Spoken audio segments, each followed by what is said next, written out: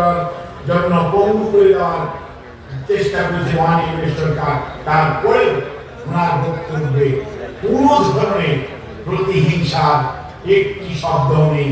উনি আশা জাগিয়েছেন আগামী দিনের জন্য, ছাত্র জনতাকে যেমন আহ্বান জানিয়েছেন, ঠিক একইভাবে আমি আমার বক্তব্যে শুধু এটুকুই বলতে চাই, নেত্রী যেমন আহ্বান জানিয়েছেন, আমাদের নেতা জনাব তারেক রহমান 5 আগস্ট 36 জুলাইয়ের পর থেকে যেভাবে দলের নেতা কর্মীদেরকে দলের শৃঙ্খলা এবং দলের ডিসিপ্লিন, দলের আদর্শ ধরে রাখার জন্য দলের সকলকে কাউকে হয়তো উনি শাসন করেছেন, দল শাসন করেছে।